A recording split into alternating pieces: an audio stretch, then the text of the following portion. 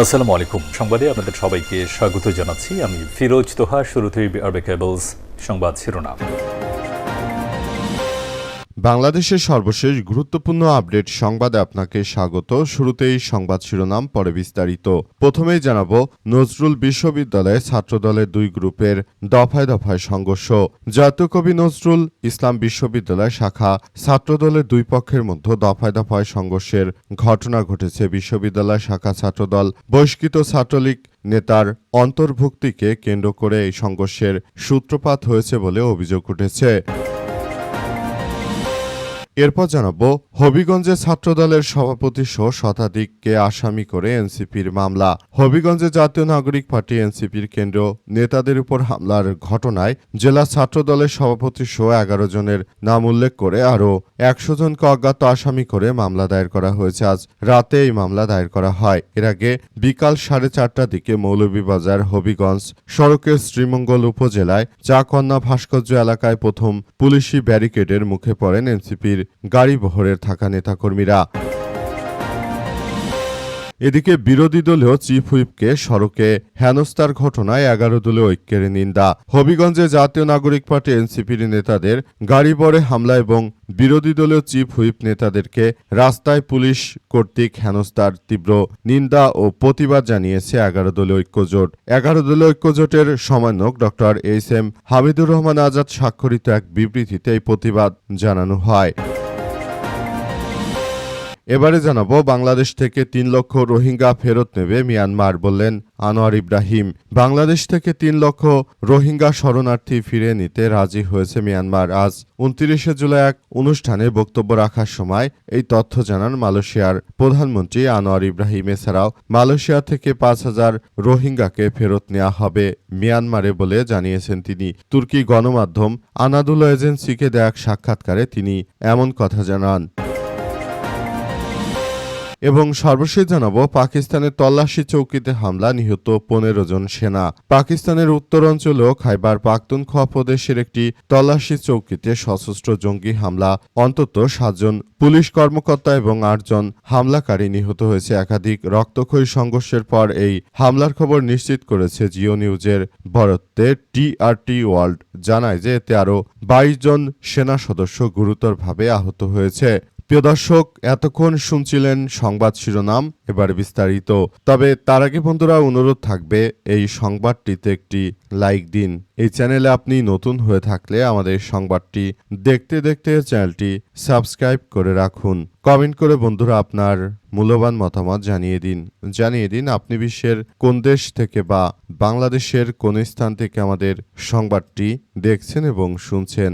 আর বন্ধুরা, সংবাদটি আপনার সোশ্যাল মিডিয়া ফেসবুকে শেয়ার করে বন্ধুদেরও দেখার সুযোগ করে দিন। গাজা যুদ্ধে আপনি যদি নিরীহ ফিলিস্তিনিদের ভালোবেসে থাকেন বন্ধুরা, কমেন্টে ইয়েস লিখে পুরো বিশ্ববাসীকে আমাদের এই তাজা আপডেটটি দেখার সুযোগ করে দিন। এবারে বিস্তারিত। নজরুল বিশ্ববিদ্যালয়ে ছাত্রদলের দুই গ্রুপের দফায় দফায় হামলা, সংঘর্ষ। জাতীয় কবি নজরুল ইসলাম বিশ্ববিদ্যালয়ে শাখা ছাত্রদলের দুই পক্ষের মধ্যে দফায় দফায় সংঘর্ষের ঘটনা ঘটেছে। বিশ্ববিদ্যালয় শাখা ছাত্রদলের বহিষ্কৃত ছাত্রলীগ নেতার অন্তর্ভুক্তিকে কেন্দ্র করে এই সংঘর্ষের সূত্রপাত হয়েছে বলে অভিযোগ পাওয়া গেছে।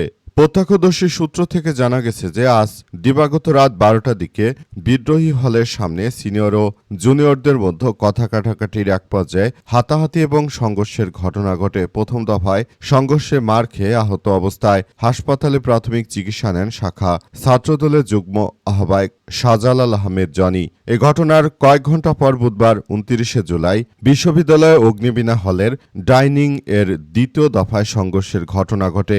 সিসিটিভি ফুটেজে দেখা গেছে যে অগ্নিবীণা হলের ডাইনিংয়ে খাবার খাওয়ার সময় ইলেকট্রিক্যাল অ্যান্ড ইলেকট্রনিক্স ইঞ্জিনিয়ারিং বিভাগের শিক্ষার্থী ও ছাত্রদল কর্মী রিজানুল করিম রাব্বি ছাত্রদলের এক পক্ষের হামলার শিকার হন। পরে আহত অবস্থায় তাকে হাসপাতালে ভর্তি করা হয়। ফুটেজে হামলাকারীদের হাতে লাঠি ও লোহার রড দেখা যায়। এই হামলার ঘটনাকে কেন্দ্র করে ছাত্রদলের দুই পক্ষের মধ্যে উত্তেজনা ছড়িয়ে পড়ে। পরে কিছুক্ষণ পরই উভয় পক্ষের মধ্যে আবারও তীব্র সমস্যার সৃষ্টি হয়। অগ্নিবীণা এবং বিদ্রোহী হলের সামনে মুখোমুখি হলে দ্বিতীয় দফায় সংঘর্ষের ঘটনায় জড়িয়ে পড়েন ছাত্রদলের নেতাকর্মীরা।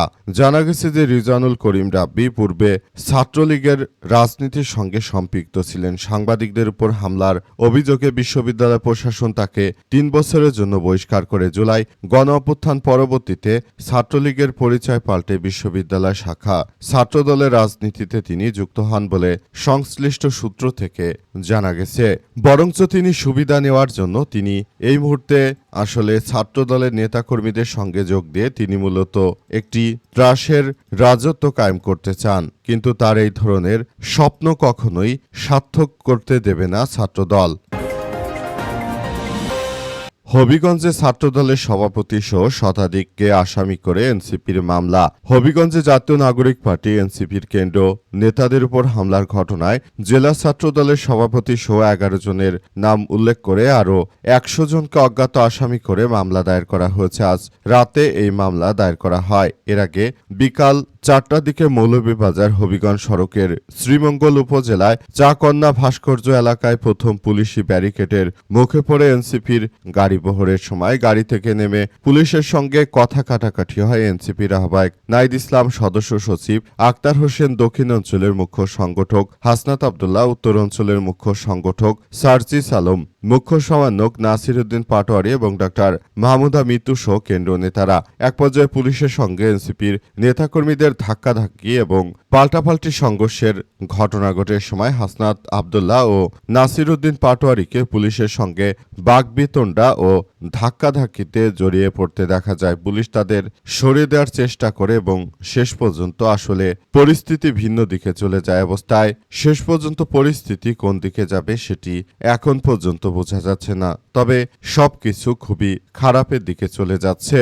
অবস্থায় বিএনপি সন্ত্রাসী ছাত্র দল আসলে দেশটাকে আবারও একটি বিশৃঙ্খলা দিকে নিয়ে যাচ্ছে। তারা বিরোধী দলীয় নেতাকর্মীদের উপর হামলা করে যে ত্রাসের রাজত্ব সৃষ্টি করতে চায় সেটি আসলে কোনোভাবেই গ্রহণযোগ্য নয়। বিরোধী দলীয় চিফ হুইপকে সড়কে হেনস্থার ঘটনায় 11 দলীয় ঐক্যের নিন্দা।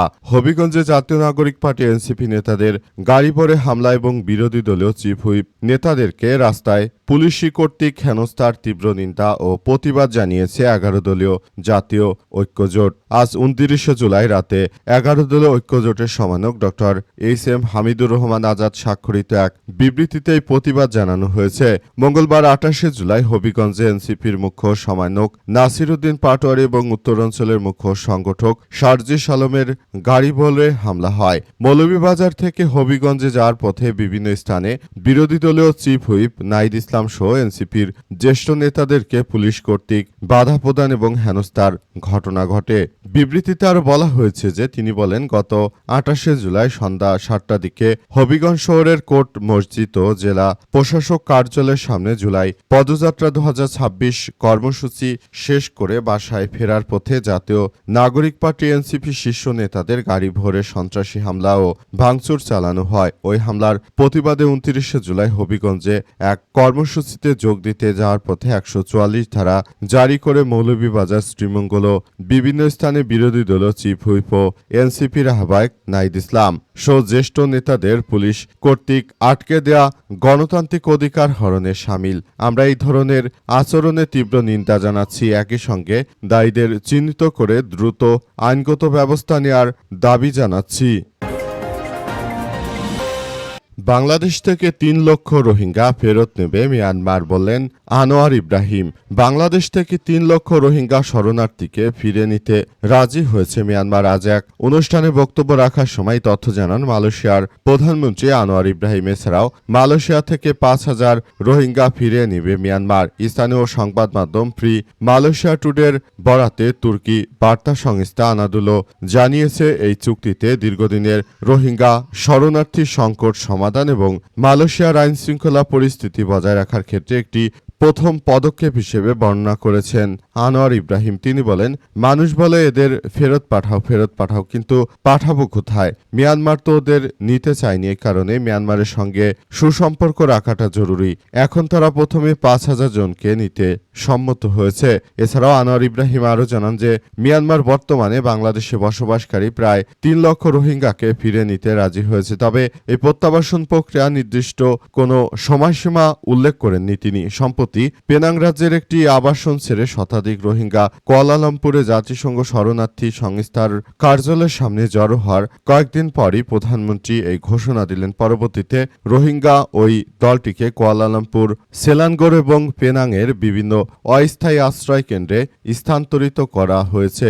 মালয়েশিয়া কর্তৃপক্ষ আনোয়ার ইব্রাহিম জোর দিয়ে বলেন যে এই আঞ্চলিক শরণার্থী সংকটের একটি দীর্ঘমেয়াদী সমাধানের লক্ষ্যে মিয়ানমারের সঙ্গে আলোচনা অব্যাহত রাখতে হবে বলে জানিয়েছেন তিনি, এবং তিনি মনে করেন দ্রুততম সময়ের মধ্যে মিয়ানমার যেন তাদের এই কার্যক্রম অব্যাহত রাখে। তারা যদি আমাদের দেশ থেকে তাদের এই নাগরিকদের না নেয়, সেক্ষেত্রে এক ভয়াবহ বিপর্যয়কর পরিস্থিতি আসতে চলেছে। সুতরাং আমরা সবাইকে বলতে চাই যে মিয়ানমারের সরকারের উচিত এই মুহূর্তে তাদের এই নাগরিকদের তাদের নিজ নিজ দেশে ফেরত নেওয়া, কারণ তাদের এই নাগরিকরাই আমাদের দেশের আইন শৃঙ্খলার জন্য একরকম থ্রেট হয়ে দাঁড়িয়েছে। যেমনটা বাংলাদেশে প্রায় 10 থেকে 12 লক্ষ রোহিঙ্গা এই মুহূর্তে রয়েছে এবং তারা বাংলাদেশটাকে একরকম ধ্বংসস্তূপে পরিণত করছে। সুতরাং এই অবস্থা বিবেচনা করে এই মুহূর্তে রোহিঙ্গাদেরকে অবশ্যই ফেরত নেওয়া উচিত বলে মনে করেন আনোয়ার ইব্রাহিম। তাই বিষয়গুলো নিয়ে তিনি খুবই গুরুত্ব সহকারে কার্যক্রম চালিয়ে যাচ্ছেন। শেষ পর্যন্ত তার এই ধরনের প্রচেষ্টা যেন সফল হয় সেই আশা থাকবে আমাদের। আমরা মনে করি এই মুহূর্তে আসলে মিয়ানমার যে ধরনের কার্যক্রম করছে সেটা কোনো সভ্য দেশের কাতারে পড়ে না। তারা আসলে যেভাবে তাদের নিজ দেশের নাগরিকদের ঠেলে পাঠিয়ে দিয়েছে, এটা গ্রহণযোগ্য নয়।